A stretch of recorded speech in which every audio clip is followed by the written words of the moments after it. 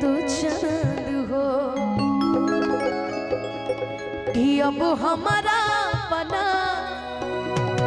तहरा प्यार आवता कि अब हमारा बना तहरा प्यार आवता केहू कमी पूरा करता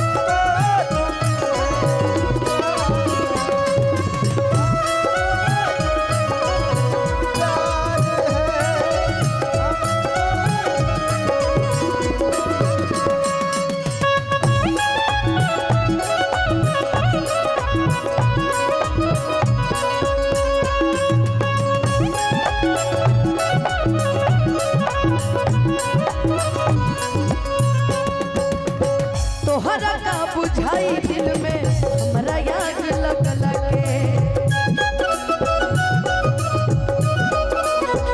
जीते जीवा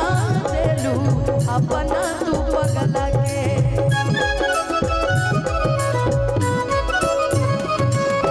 तोहरा का बुझाई दिल में हमरा याद लगल के जीते जीवा देलू अपना तू पगला के बिना नहीं तनिको संसार भावता तहरा बिना नहीं तनिको संसार भावता। देखो समय बहुत ज्यादा हो गया यही से ये गीत के आखिरी लाइन है कि जाही के रहे तो तू काहे खाती आइलू कि हई मयंक के प्यार के मतलब कहे के सिखैलू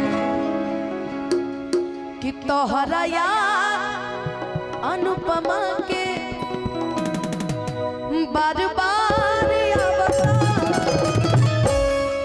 कि तोहरा याद अनुपमा के